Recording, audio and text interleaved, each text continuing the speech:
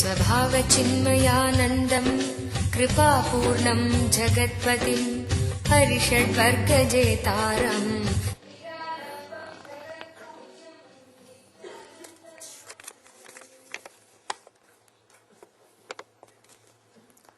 How can a person let go of attachment to enlightenment also?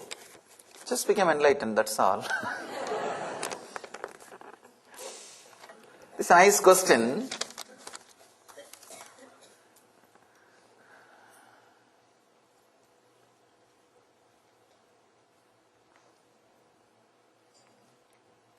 One disciple goes to Ramana Maharshi and says, Bhagavan, enlightenment is very difficult. And Bhagavan says, no, it is very easy. Because to achieve something else only you need to work. To achieve enlightenment, if you just keep quiet, that's enough. It will happen. I tell you, it is neither easy nor difficult. It is. It is there. Even if you say easy, you make it little difficult. Even the word easy means easy, but I have to do something. It is neither difficult nor easy. It is. Your question, I understand from where you are asking this question. How can a person let go of attachment to enlightenment also? It may not be attachment to enlightenment. It may be attachment to your idea about enlightenment. You may be thinking the moment you become enlightened, suddenly somebody will give you golden throne.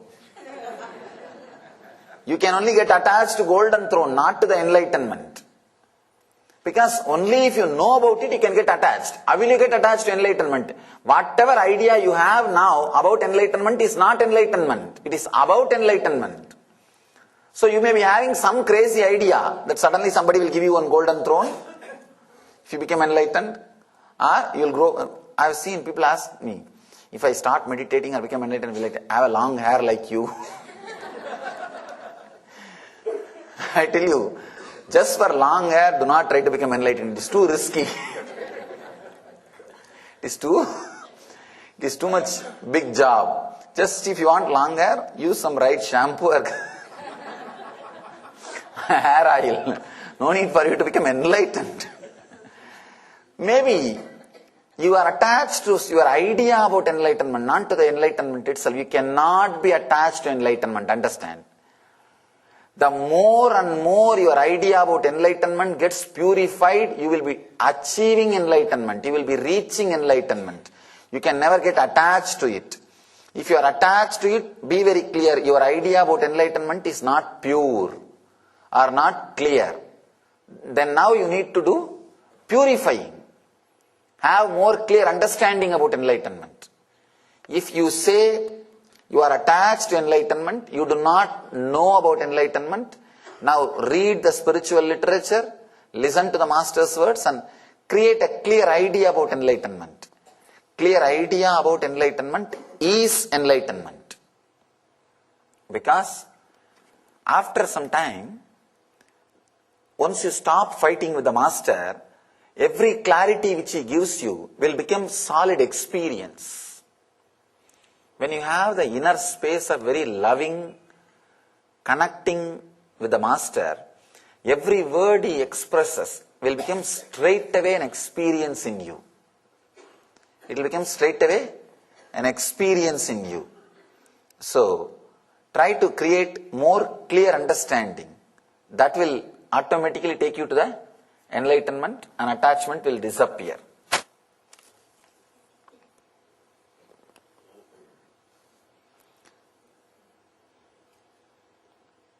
When I gaze at the Murti, it seems that as my body deeply relaxes and body sense disappears, that I am looking through Anya and not my two eyes. Should I correct and return to my two eyes and or allow gazing through Anya? Whenever you gaze, naturally your Anya will be activated. Your Anya will become alive. This is the technique working through Anya without talking about Anya. Because sometimes the Anya, about third eye, if you start talking, people will not be able to feel connected. Here Shiva is creating techniques for all kinds of people. Whether you are a capitalist, communist, democratic, republican, or whoever you may be, or a hippie, whatever you may be, you have a technique here. Shiva has a technique for you. Here he is talking, he is giving you the technique, work through the third eye, Anya, without using the word Anya, third eye. Can the Guru be the love object? Yes, Guru is the ultimate love object.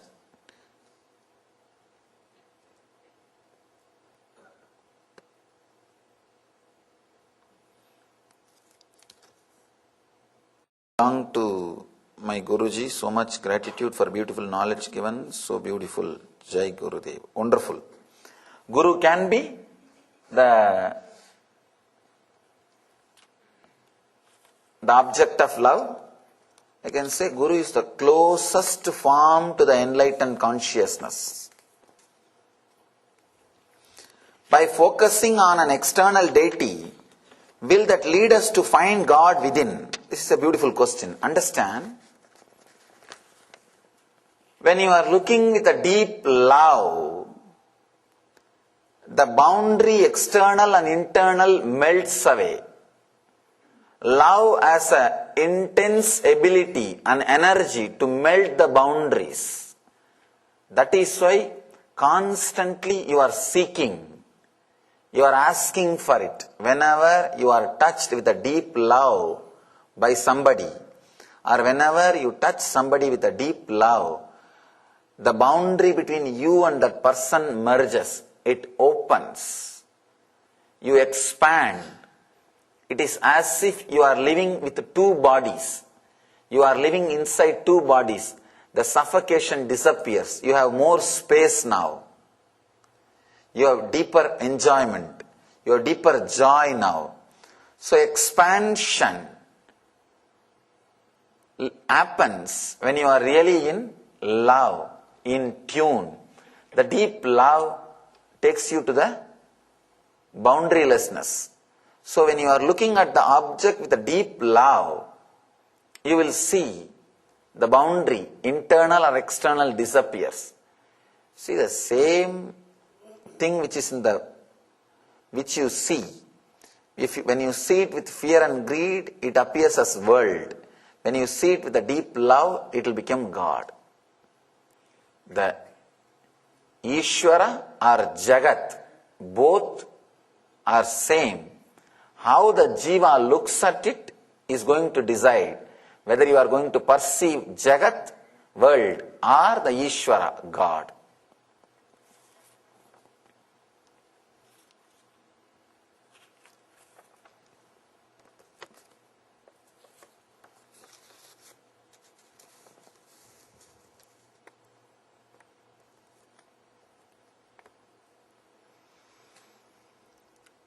When I focus on the deity I choose, remembering not to move to another, my feeling of gratitude that are connected with other deities keep arising.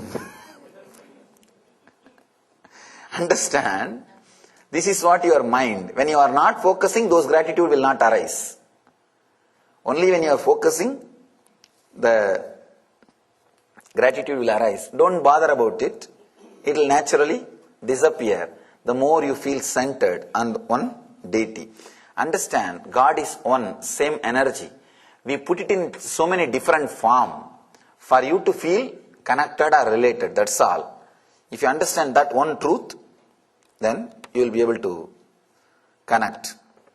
Yesterday's Shiva Sutra discourse, you taught us about Ajapa Japa mantra to be repeated 24 hours. How can we repeating the Soham mantra during our sleep? Understand? If you are breathing, the breathing sound must be happening. In deep sleep, don't you breathe? I think you are breathing, that's why you are here. If you are not breathing, you should not be here. And as long as the breathing is happening inside your system, the repetition of the Soham mantra happens. In the deep sleep, because you are not aware, you don't hear that mantra.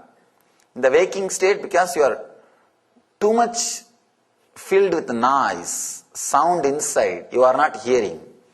If you are silent during waking state, you will hear the mantra. That same silence will penetrate your deep sleep state also as awareness. Then you will be able to see the mantra, ajapa ajapa. Bring silence, that will bring awareness to your life. What is love? How does one love? Wonderful question. At least now you asked.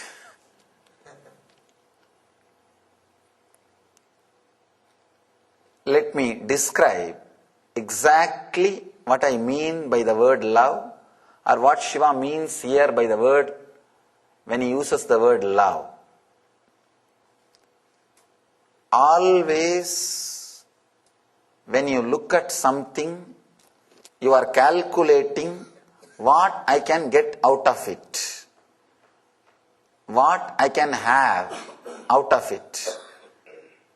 Either your thought process start functioning through fear or through the greed.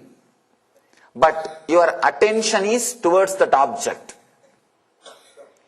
If that attention turns towards the inner space and you start, if your thought process starts, what I can contribute to it, what way I can add to it, what way I can enrich, this process is called nivritti, means fulfillment.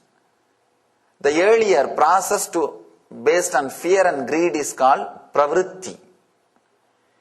If the process in you is a pravritti, asking what I can get out of it, what I can have from it, it is asking, lust. If the process is nivritti, what I can add to it, what I can contribute to it, it is the process of love. To tell you honestly, no mere words can express exactly. I am trying to use more and more words so that some word will click with you. Some click will happen to you. That's all I am trying. Otherwise I am not able to, not only me, nobody will be able to give you exact definition. It is an intense experience. These are few strong experiences which can't be verbalized. Maybe the words which I uttered can give you some idea and create some click. That click can lead you to the experience.